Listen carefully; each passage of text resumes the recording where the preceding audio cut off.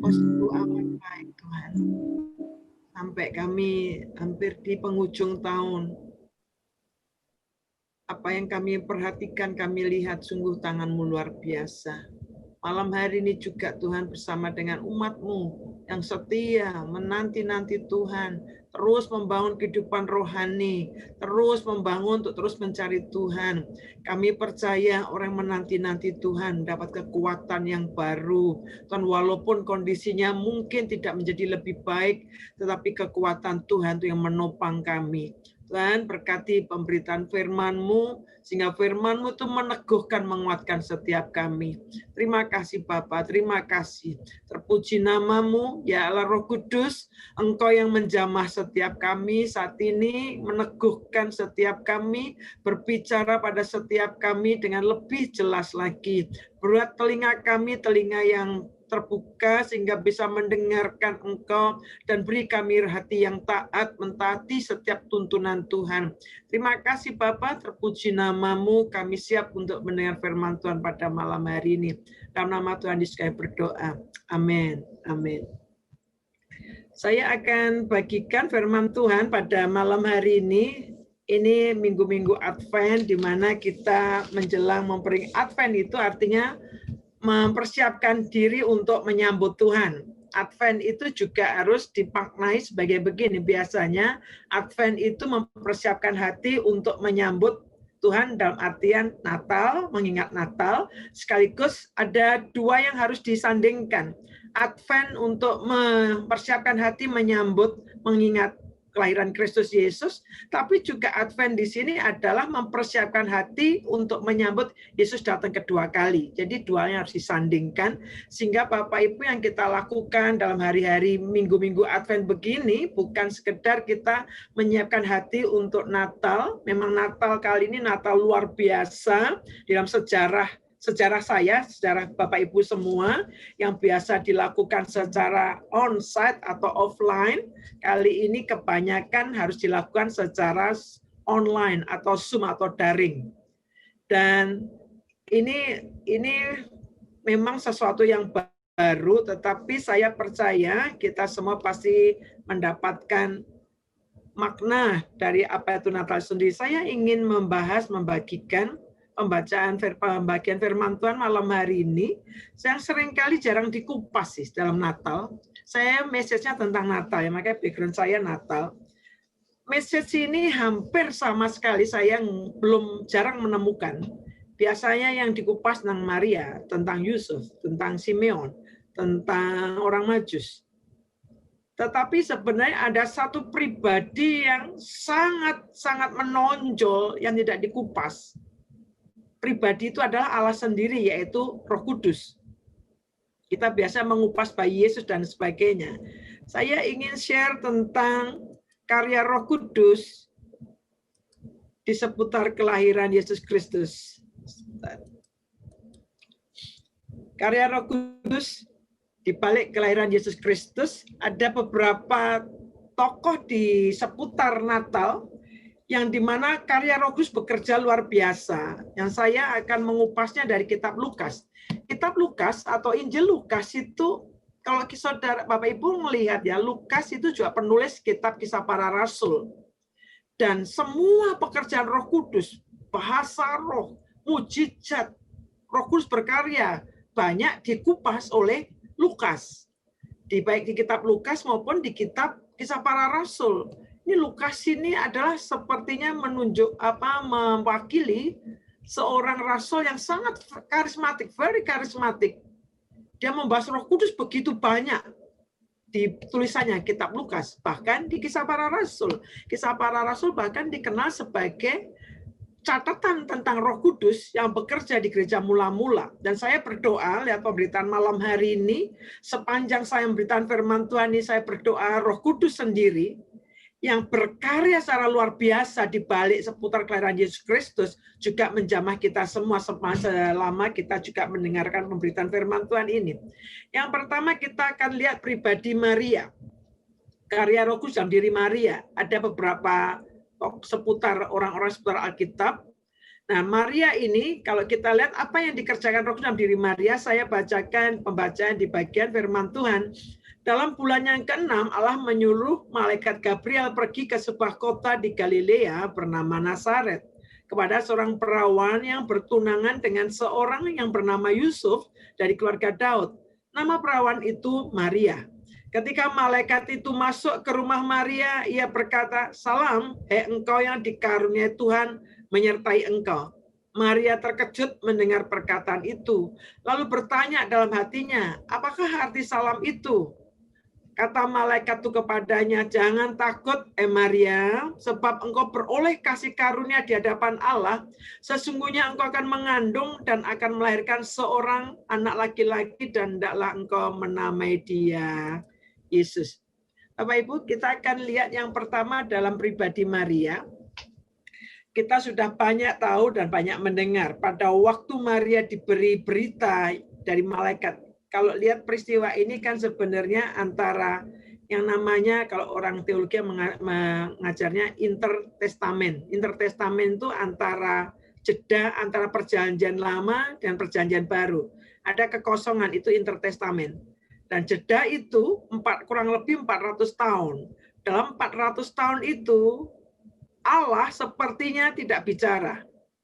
Itu disebut silence age atau dark age, di mana Allah sepertinya tidak berbicara sebagaimana dalam perjanjian lama dikutip. Bagian Allah menyampaikan, Allah menyatakan lewat penglihatan, lewat nubuatan. Itu disebut dark ages, di mana sepertinya Allah berdiam diri. Sepertinya, padahal Allah nggak pernah berdiam diri. Intertestamen itu yang muncul, kemudian ada kitab-kitab yang banyak dipakai juga oleh orang Katolik tentang pseudokrifa dan lain sebagainya, ada Makabe, ada Clement dan sebagainya. Nah, di dalam kurang lebih 400 tahun di mana tidak ada catatan sepertinya Allah tidak pernah mendatangi manusia dan berbicara, tiba-tiba dikejutkan. Jadi kisah Natal itu banyak kisah yang mengejutkan, tiba-tiba di tengah-tengah kerutinan kebiasaan. Makanya saya senang sekali kalau hadir bersama-sama Bapak Ibu di ibadah ini ya, karena saya tahu persis Bapak Ibu ini orang-orang yang sangat nyembah Tuhan, ingin senantiasa minta tuntunan Tuhan, ingin terus dituntun oleh Tuhan. Nah, di dalam rutinitas ini kadang-kadang tidak ada sesuatu yang sifatnya kayak wow, adikodrati. Tidak ada sesuatu yang kayaknya sepertinya kok nggak ada breakthrough ya. Dan itu yang dialami oleh umat Allah, sepertinya nggak ada apa-apa. Tiba-tiba malaikat Tuhan itu menerobos kegelapan, menghampiri seorang perempuan, yaitu Maria. Perawan. Perawan itu artinya bukan hanya Maria ini muda, masih muda, tapi belum pernah disentuh laki-laki. Di dalam usia sangat muda, dia dikatakan malaikat akan mengandung seorang anak laki-laki, dan Maria ini terkejut. Makanya malaikat bilang, "Jangan takut Maria, sebab engkau beroleh kasih karunia." Saya yakinlah siapapun kita kalau mengalami begini ya, kalau kondisi ini, kalau saya nggak usah jelaskan secara detailnya, resiko, konsekuensi, artinya Maria ini pada waktu berkata, "Aku ini hambamu, jadi seperti kehendakmu." Artinya apa sih? Dia itu siap dengan segala konsekuensi karena ketaatan pada Tuhan. Siapa bilang taat pada Tuhan nggak ada konsekuensi? Taat pada Tuhan itu ada konsekuensi. Dan Maria ini tahu konsekuensinya, yaitu nyawanya sendiri. Tetapi dia menundukkan dirinya kepada semua konsekuensi, dia tundukkan bawah kaki Tuhan, dan dia taat pada Tuhan. Di dalam kebingungannya, bingung, pasti dia bingung. Gimana nanti, gimana aku berhadapan dengan orang tuaku, bagaimana aku berhadapan dengan calonku, bagaimana, pasti ada kebingungan. Dia manusia biasa seperti Bapak Ibu dengan saya. Dalam kebingungan itu, Maria dimampukan untuk menghadapi semua. Rahasianya apa kok Maria dimampukan? Usianya di bawah kita Bapak Ibu. Si muda ini, belum 20 tahun. Di dalam tradisi dia belum 20 tahun, masih muda. Dalam semua kebingungan, Roh Kudus memampukan dia. Rahasianya apa? Kok dia dimampukan? Rahasianya di sini. Di bagian ayat 35 dari Lukas pasal 1. Jawab malaikat itu kepadanya, "Roh Kudus akan turun atasmu, dan kuasa Allah yang Maha Tinggi akan menaungi engkau. Yang pertama, karya Roh Kudus. Roh Kudus itu memampukan di dalam semua kebingungannya, di dalam semua ketakutannya. Roh Kudus itu kata Alkitab, Roh Kudus akan turun ke atas kamu dan kuasa Allah yang Maha Tinggi akan menaungi engkau. Yang pertama aplikasinya Bapak Ibu, saya tidak tahu persis apa yang Bapak Ibu sedang hadapi, tetapi memang kondisi saat ini mengubah sikap kita, mengubah pola pikir kita, mengubah kebiasaan kita, dan kita mungkin ada kebingungan-kebingungan, bingung memutuskan sesuatu. Tapi dorongan saya, kalau Bapak Ibu dengan saya sudah percaya pada Yesus Kristus, pasti ada Roh Kudus dalam diri kita. Dan teristimewa juga kalau Bapak Ibu sudah memiliki karunia berbahasa roh. Karunia ya. Karena bahasa roh. Bahasa roh kata Alkitab berbahasa roh membangun diri walaupun nggak ngerti artinya tetapi membangun diri. Satu kali saya sebenarnya banyak kesaksian tapi saya yang muncul di kepala saya ini kesaksian-kesaksian yang lama. Walaupun ada banyak kesaksian yang hari-hari juga Tuhan taruh, tapi saya cerita yang saya panggil cerita yang lama. Sebelum saya itu jadi full time, saya ini kan kerja. Sebelum saya resign, saya ini sudah daftar sekolah Alkitab, tapi belum ada panggilan. Sementara waktunya berjalan semakin mepet. Kalau orang kerja biasanya untuk resign itu butuh 3 bulan sebelumnya untuk pamit, untuk mempersiapkan.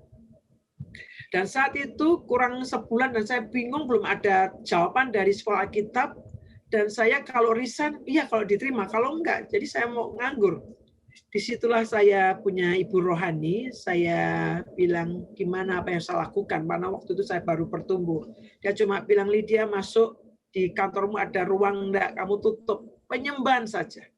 Gak usah minta, nggak usah ngapa-ngapain, nggak usah minta sama Tuhan, nggak usah minta tanda dan lain sebagainya, penyembahan saja. Itu yang saya kerjakan.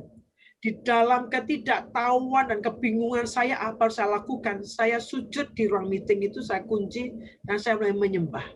Saya mulai berbahasa roh. Saya mulai berbahasa roh.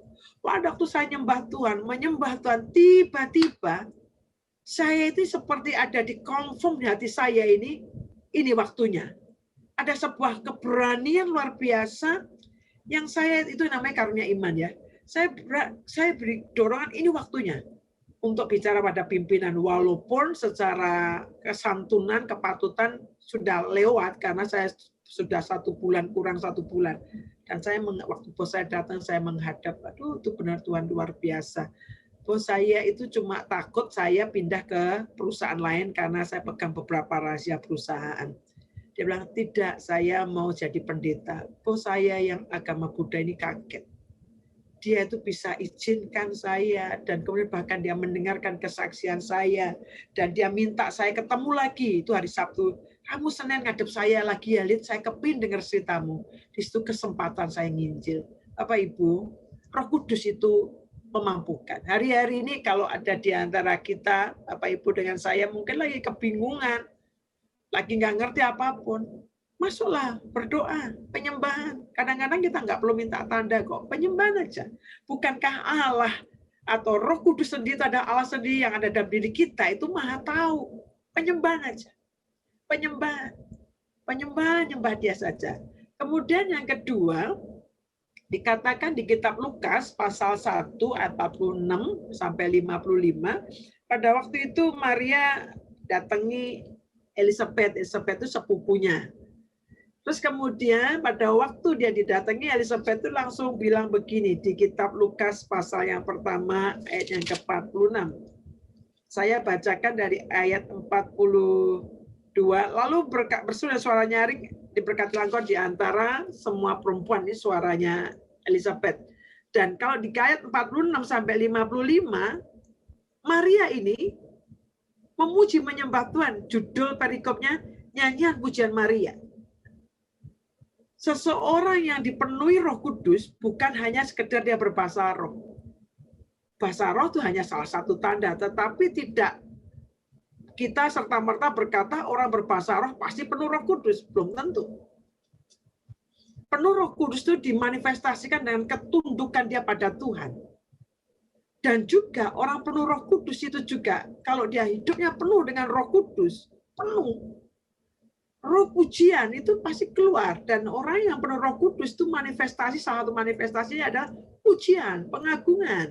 Kalau hari-hari ini kita nyanyinya ya kita hafal sih, hanya ada di mulut. Dan rasanya kok garing, justru ini pentingnya kita. Bapak Ibu ya, baptisan Roh Kudus itu sekali, tapi kepenuhan Roh Kudus itu terus-menerus. Hidup Bapak Ibu dengan saya itu banyak kebocoran. Jengkel, kepahitan, dosa, marah itu bocor ya. Kalau kita tidak terus-menerus penuh dengan Roh Kudus, maka kata Alkitab, janganlah kamu mabuk oleh anggur, tapi hendaklah kamu penuh dengan Roh. Penuh di situ adalah continually, terus-menerus, penuh.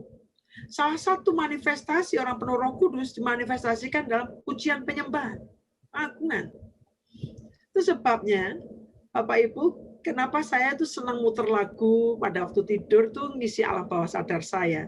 Sering-sering kalau saya bangun tiba-tiba tuh kayak ada lagu yang muncul. Hari-hari ini saya yakin kalau saya tanya Bapak Ibu pasti ada lagu yang terngiang-ngiang di telinga atau di hati Bapak Ibu. Sebenarnya Allah mau bicara lewat lagu itu. Coba manifestasikan. Bukan masalah suara kita bagus atau enggak ya, tapi manifestasikan. Ujian, ucapan syukur. Saya kok yakin ya, kalau orang penuh Roh Kudus, bukan omelan dan keluhan. Kalau kita ngaku penuh Roh Kudus, yang keluar, yang muncul adalah ucapan syukur, pengagungan. Lagu yang hari-hari ini nih ada di hati saya itu lagu ini. Lagu ini bahasa Inggris, tapi bagus kata-katanya. All my life you have been faithful. Dalam selama hidupku, engkau itu faithful. All my life you have been so good. Lagu ini bicara tentang the goodness of God. Mengingatkan kita semua. Dalam segala apapun yang kita lewati, di Allah yang baik. Kemudian yang selanjutnya, dalam pribadi Elizabeth, kalau Bapak Ibu lihat drama-drama Natal, kalau dulu kita suka hadir di perayaan Natal, drama-drama atau di postcard, hampir nggak pernah muncul wajah Elizabeth. Elizabeth ini ibu dari Yohanes Pembaptis. Biasanya muncul di postcard, Maria, Yusuf, bayi Yesus, orang Majus, para gembala, paling itu. Tapi pribadi Elizabeth hampir nggak pernah muncul. Tetapi Alkitab Lukas, kitab Injil Lukas itu mencatat bagaimana Roh Kudus berkarya dalam diri Elizabeth. Saya akan bacakan di ayat yang ke-42 dari Lukas pasal 1. Dikatakan begini, Kak Bapak Ibu punya Alkitab, bisa membacanya bersama-sama dengan saya. 42. Lalu ayat 41 lebih dahulu. Dan ketika Elizabeth mendengar salam Maria, melonjaklah anak yang di dalam rahimnya. Dan Elizabeth pun penuh dengan Roh Kudus. Injil Lukas mencatat jelas, Elizabeth penuh dengan Roh Kudus. Dan pada waktu penuh dengan Roh Kudus, ini salah satu bentuk manifestasinya. Lalu berseru dengan suara nyaring, diberkatilah engkau di antara semua perempuan dan diberkatilah buah rahimmu. Kata-kata ini, nubuatan ini penting bagi Maria. Jadi pada waktu Elizabeth diberi salam oleh Maria, tiba-tiba bayi dalam kandungan Elizabeth ini melonjak. Dan Alkitab berkata, lalu penuh Roh Kudus. Waktu penuh Roh Kudus, Alkitab mencatat, Elizabeth ini langsung berseru dengan suara nyaring. Penuh Roh Kudus, keluar kata-kata nubuat. Bernubuat. Nubuat itu selalu isinya ada perjanjian baru ya Bapak Ibu. Di kitab Korintus dikatakan nubuat itu untuk to edify, membangun tubuh Kristus. Nubuat tidak untuk menghakimi. Bapak Ibu baca kisah para rasul ataupun di Korintus, karunia nubuatan diberikan untuk mengencourage, untuk membangun, to edify. Jadi pada waktu Elizabeth penuh Roh Kudus, langsung dia bernubuat dan berseru dengan suara nyaring. Dan kata-kata nubuatan ini penting bagi Maria. Kenapa? Maria ini memang sudah dikonfirm, dikuatkan oleh malaikat Gabriel. Tetapi ketika dia berjumpa dengan sanak familinya, manusia, tiba-tiba mengeluarkan kata nubuat, Maria ini diteguhkan. Nah, saya yakin kalau saya tanya pada Bapak Ibu, pastilah pernah ada yang pernah dinubuatin ya. Hidup kita ini walaupun tidak bergantung pada nubuat, tapi Tuhan tuh sering kali mengirim seseorang atau lihat kejadian, peristiwa, itu berbicara pada kita.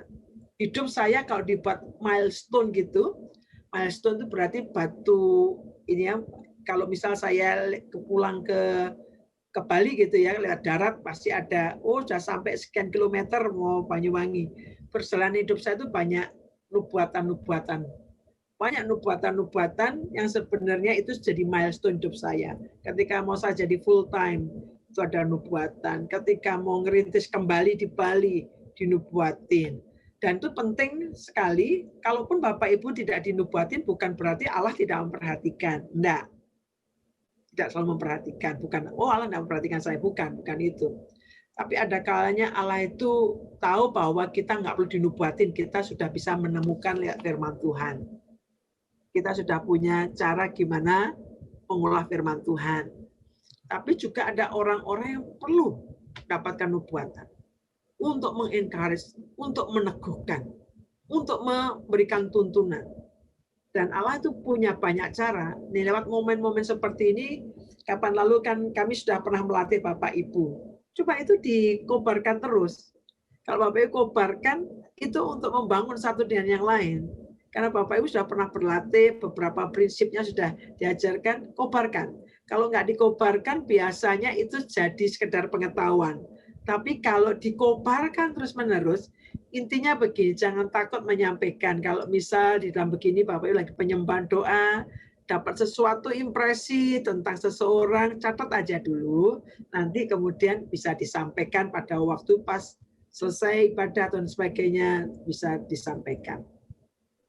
Kemudian yang ketiga, karya Roh Kudus bukan hanya kepada Maria, bukan saja kepada Elizabeth, tetapi juga kepada Zakaria. Zakaria ini suami Elizabeth atau papa dari Yohanes Pembaptis. Di Lukas pasal 1 ayat 67 ini seputar kitab Lukas, seputar kelahiran Yesus. Dicatat penuh dengan kisah-kisah bagaimana Roh Kudus berkarya. Dan ini seringkali terabaikan. Padahal di situ kental sekali seputar Natal karya Roh Kudus. Lukas 1 ayat 67 dikatakan begini. Ini setelah Zakaria ini bisu selama 9 bulan. Memang itu salah satu bentuk disiplin. Karena ketidakpercayaannya Zakaria sampai dia harus mengalami pendisiplinan. Dan kita bisa belajar di sini, Roh Kudus itu bukan mendakwa, bukan menghukum, tapi memurnikan kita, mendisiplin kita. Ada banyak cara kita ini harus didisiplin. Dan Zakaria ini didisiplin 9 bulan, dimurnikan. Tetapi saya percaya juga pada waktu kita dimurnikan dan kita tunduk. Kalau hari-hari ini ada di antara Bapak Ibu, sedang ada masa-masa pemurnian, masa-masa kita dimurnikan, jangan berontak. Nurut aja di situ. Kalau pas pada waktunya, pasti Bapak Ibu akan muncul membawa pesan ilahi. Saya masih ingat pada waktu saya di Bali dulu, saya ngerintis dan kemudian itu kan impiannya banyak. Baru gedungnya selesai, belum nikmati, tiba-tiba saya dipanggil ke Surabaya, pindah. Waduh, itu nangis air mata. Saya nggak kepingin, karena hati saya memang di Bali waktu itu, Tuhan tuh tunjukkan banyak, ada vision. Saya masih ingat Pak Arifin tuh bilang ke saya begini, Bu Lydia, kalau Yusuf itu dapat karunia menafsir mimpi di mana? Saya bilang di penjara. Sebelum Yusuf masuk dalam penjara, Yusuf perjanjian lama ya, dia bisa ngerti mimpi tapi belum bisa nafsir. Dia bisa cerita ke keluarganya, wah aku lihat berkas-berkas gandum, papa mama kalian semua tunduk pada berkas gandumku, tapi dia tidak bisa nafsir. Tapi justru dia bisa menafsirkan karunia mimpinya itu justru pada waktu dia di penjara. Di dalam penjara itulah karunia roh itu mulai nampak, mulai muncul. Saya masih ingat pada waktu itu. Jadi Pak Arifin itu nguatin saya begini, percayalah. Justru di dalam quote and quote penjara itu, walaupun penuh air mata dan lain sebagainya, ada karya Allah akan dikerjakan lebih nampak. Dan saya lihatnya memang iya. Sakaria ini, setelah itu dikatakan di ayat yang ke-67, dan Sakaria ayahnya penuh dengan Roh Kudus. Wah, ini kerinduan saya dan mudah-mudahan kerinduan Bapak Ibu semua. Di dalam masa-masa Natal begini ini, hidup kita penuh dengan catatan. Penuh Roh Kudus, penuh Roh Kudus, penuh Roh Kudus. Bukan sekedar berbahasa rohnya, bukan, tapi penuh Roh Kudus. Termanifestasi lewat pujian penyembahan. Gara-gara Bapak Ibu nyanyi, orang lain itu bisa diberkati. Gak harus khotbah. Ya Bapak Ibunya. Dikatakan begini, dan Sakaria ayahnya penuh dengan Roh Kudus, lalu bernubuat. Jadi yang bagian karya Roh Kudus di sini bagian ketiga, Roh Kudus bukan hanya mendisiplin, memurnikan, tetapi juga Roh Kudus itu juga nantinya akan memunculkan kita membawa pesan daripada Allah ketika kita tunduk dalam pemurniannya Allah. Kemudian yang selanjutnya, karya Roh Kudus dalam diri Yohanes Pembaptis. Dan ini kisahnya kan pada waktu dia masih bayi. Lukas 1:15. Ia akan besar di hadapan Tuhan, dan ia tidak akan minum anggur atau minuman keras, dan ia akan penuh Roh Kudus mulai dari rahim ibunya. Makanya Injil Lukas ini Injil karismatik banget. Penuh Roh Kudus, penuh Roh Kudus. Kata-kata penuh Roh Kudus berulang-ulang. Maria, Elizabeth, Sakaria, sekarang bayi Yohanes. Sehingga kita ini bisa menanggung segala apapun yang dipercayakan pada kita. Itu sebabnya kalau hari-hari ini kan kita menjelang tahun baru, ambil waktu puasa, doa sungguh-sungguh supaya Bapak Ibu dengan saya ini mengandung dari Roh Kudus, ide, hikmat, apa yang dikerjakan tahun depan, mengandung dari Roh Kudus, sehingga dipenuhi, sehingga apa yang terlahir nanti, rencana kerja apapun, rancangan apapun, itu dilahirkan karena penuh Roh Kudus. Kemudian yang terakhir, yang selanjutnya dalam diri Simeon. Saya akan bacakan untuk Bapak Ibu di bagian ini ya. Injil Lukas pasal yang kedua ayat 26 sampai 28.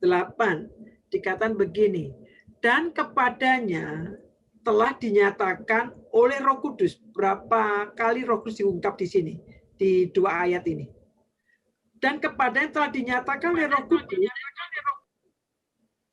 bahwa ia tidak akan mati sebelum ia melihat Mesias, yaitu dia yang diurapi Tuhan. Ia, yaitu Simeon, datang ke bait Allah oleh Roh Kudus. Luar biasa nih orang. Dinyatakan, Roh Kudus menyatakan pada dirinya untuk berangkat ke bait Allah pun dituntun Roh Kudus. Ketika Yesus anak itu dibawa masuk oleh orang tuanya untuk melakukan kepadanya apa yang telah ditentukan hukum Taurat, ia menyambut anak itu dan menatangnya sambil memuji Allah. Yang kelima, karya Roh Kudus dalam diri Simeon mengajar pada kita bahwa Roh Kudus itu memampukan kita untuk tekun dan setia menanti penggenapan janji Tuhan. Simeon ini diberi kemampuan oleh Tuhan karena Roh Kudus yang memampukan dia. Oke, lihat ayat ini bagus sekali. Jadi dinyatakan oleh Roh Kudus, bukan yang dinyatakan dia mau ke bait Allah pun Roh Kudus yang tuntun, dipimpin. Dan saya merindukan kehidupan seperti ini, seperti kisah para rasul. Pada waktu Ananias berdoa, tiba-tiba malaikat datangi dia, mengatakan, kamu pergi temui Saulus, dia buta, kamu tumpangan tangan atasnya. Wah, luar biasa ya. Saya ini merindukan kayak gitu itu. Roh Kudus itu belum berhenti bekerja seperti itu. Hanya kadang-kadang kita ini menimbang dengan logika. Ah, kalau benar Kak, kalau enggak gimana Tuhan? Harusnya kita belajar taat. Dalam ketaatan itu bukan berarti nggak ada resiko. Resiko bisa salah, ya bisa. Tapi ketika kita taat, Bapak Ibu, saya merindukan hidup yang terus-menerus dituntun Roh Kudus. Mau bait Allah dituntun. Sehingga Roh Kudus dalam diri seseorang, kalau hidup kita penuh Roh Kudus, saya percaya kita akan diberi ketekunan, daya tahan untuk menanti penggenapan janji Tuhan. Kalau kita gampang nyerah, pantang putus asa, itu berkebalikan dengan roh Allah itu sendiri. Itu sebabnya kalau kita hari-hari mulai putus asa, mulai loyo, rasanya mulai, aduh kayaknya mau give up saja. Betapa pentingnya saat ini kita sujud di bawah kaki Tuhan. Minta Roh Kudus memenuhi kita, menyegarkan kita kembali. Dan Roh Kudus itu akan membangkitkan harapan. Roh Allah pasti akan menuntun kita, beri kekuatan pada kita. Jadi kalau saya akan simpulkan beberapa karya Roh Kudus, ada beberapa yang tadi tidak saya jelaskan karena akan sedikit rumit, tetapi ini yang saya tunjukkan. Karya Roh Kudus dalam kehidupan kita memberi kemampuan ketika dalam kondisi yang membingungkan. Kalau hari-hari kita bingung, tidak tahu apa yang harus kita hadapi, penting kita perlu Roh Kudus. Datang, bangun hubungan dengan Roh Kudus. Roh Kudus ada dalam diri kita. Seringkali kita meminggirkan Roh Kudus ada dalam diri kita. Dia beri roh pujian dan penyembahan. Betapa pentingnya ketika, saya paling senang kalau Frans nyanyi itu, saya senang. Lagunya bisa lama-lama, tetapi kalau seseorang itu under anointing, di bawah urapan, pujian, penyembahan, mau lagu lama pun, itu bisa membuat kita nih diantar untuk bisa masuk mengalami hadirat Tuhan. Memberi kata-kata peneguhan, nubuatan, menegur, mengoreksi, memberi kuasa untuk menyelesaikan pekerjaan Tuhan seperti Yohanes Pembaptis, karena dia melakukan harus ada tanggung jawab yang besar.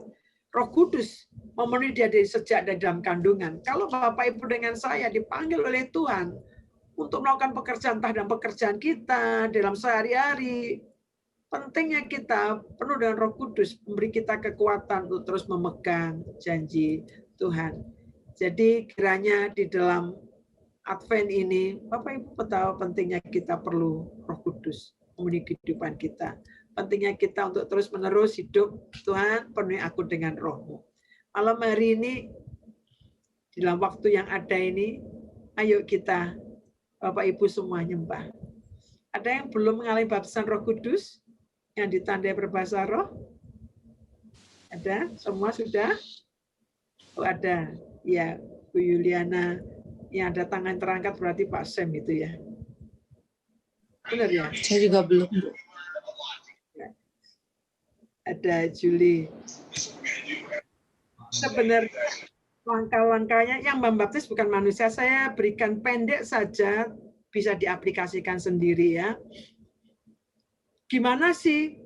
Apakah penuh Roh Kudus itu perlu? Perlu, sangat. Karena kitab Efesus 5 berkata, janganlah kamu mabuk oleh anggur, tetapi hendaklah kamu penuh dengan roh. Kata-kata hendaklah kamu penuh, itu imperatif atau sebuah perintah yang ditulis Rasul Paulus pada jemaat di Efesus. Penuh terus-menerus. Kapan seseorang mengalami kepenuhan Roh Kudus? Pertama kali pada waktu baptisan Roh Kudus. Nah, baptisan Roh Kudus salah satu tanda, salah satu bukan dengan satu-satunya. Salah satu tanda yang nampak ada berbahasa lidah. Bahasa lidah atau bahasa roh itu adalah karunia. Jadi gimana sih caranya kata firman Tuhan di kitab Lukas? Kalau Yohanes membaptis dengan air, tapi dia yang akan datang kemudian yaitu Yesus Kristus akan membaptis kamu dengan Roh Kudus dan api. Jadi membaptis Roh Kudus adalah Yesus sendiri. Bukan pendeta, bukan saya, bukan, tetapi Yesus sendiri. Kalau dibaptis air, medianya Bapak Ibu kan dicelupkan di air kan. Kalau baptisan Roh Kudus, Bapak Ibu dengan saya dicelupkan tenggelamkan dalam Roh Kudus. Siapa yang menggelamkan? Yesus sendiri. Gimana caranya? Pertama, rindu. Barang siapa haus, hendaklah ia datang kepadaku. Rindu dulu. Tuhan, sebenarnya kalau diterangkan nanti ada banyak ya manfaatnya penuh Roh Kudus. Rindu dulu, Tuhan aku kepingin hidupku terus masih dipenuhi Roh Kudus. Penuh. Bukan hanya ngejar bahasa lidahnya, bukan, tapi penuh dengan Roh Kudus. Setelah kerinduan, orang yang rindu minta. Nanti kalau dipenuhi roh lain gimana, Bu? Enggak. Lukas menjamin. Pada waktu firman Tuhan berkata, kalau anak minta roti, enggak akan diberi batu. Demikian kalau engkau minta Roh Kudus, maka Bapamu akan memberikan Roh Kudus. Allah punya kuasa untuk menjagai kita. Nggak akan ada roh yang lain. Kalau kita sungguh serius, sungguh-sungguh datang minta. Yang pertama rindukan minta. Yang ketiga karena ini roh nggak nampak, terima dengan iman. Terima dengan iman. Terima dengan iman itu artinya apa? Barang siapa meminta, dia harus percaya dia sudah menerima. Tapi yang keempat mulai bertindak. Bertindaknya bagaimana? Kan ini bukan kursus bahasa. Jadi saya nggak bisa jelaskan. Makanya saya juga minta maaf tidak setuju dengan kalau orang ngajar bahasa Roh Kudus harus ngomong begini, A, B, kan bukan kursus bahasa. Kalau dia bahasa roh, biarkan Roh Kudus memberikan bahasa sesuai yang dikendakinya. Lalu gimana caranya? Saya nggak tahu, mungkin buka mulut saja. Sementara Bapak Ibu begini, saya justru lebih melihat karya Roh Kudus. Kalau biasanya kan saya harus tumpang tangan, lehen. Bukan sayanya, tetapi sebenarnya Roh Kudus itu sendiri yang bekerja. Sebabnya yang belum mengalami baptisan Roh Kudus, belum berbahasa roh, coba malam hari ini. Kita sama-sama datang Tuhan. Kalau yang sudah berbahasa roh, ini waktunya untuk terus menguparkan. Uparkan terus. Dan saya percaya selagi Bapak Ibu berbahasa roh, tiba-tiba Tuhan munculkan janji Tuhan yang pernah diberikan pada Tuhan. Tiba-tiba Tuhan bisa munculkan vision. Tiba-tiba Tuhan bisa munculkan dalam hati kita ayat firman Tuhan. Ada banyak cara. Ya, yang belum baptisan Roh Kudus, saya hanya tuntun dari sini. Yang pertama, minta. Minta pada siapa? Minta sama Bapak di surga. Kalau saya sesuai janji Tuhan, Yesus akan membaptis kamu dengan Roh Kudus dan api. Minta, Tuhan baptis saya. Aku rindu baptis saya. Ya, kedua, tadi yang pertama rindu, kedua minta, yang ketiga kemudian bertindak. Bertindak kayak apa? Nggak tahu. Mungkin Bapak Ibu mungkin nggak dilihat banyak orang, justru lebih enak. Ya, mau ngomong kayak apa saya nggak ngerti. Saya dulu kayak bayi lah, ya. Bayi itu kan kalau ngomong cuma kayak gitu kan. Ya kita sebagai bayi-bayi rohani juga kadang-kadang seperti itu. Saya kalau sudah berbahasa roh, saya nggak mikir benar tidaknya. Saya hanya mengimani apa yang Tuhan berikan itu bahasa roh yang Allah berikan pada saya. Dan itu akan menjadi bahasa roh yang Tuhan karuniakan. Jadi berbahasa roh aja. Ada gunanya nggak? Banyak, manfaatnya banyak. Membangun diri, menguatkan kita, meneguhkan kita. Amin. Amin. Baik, Frans boleh dituntun.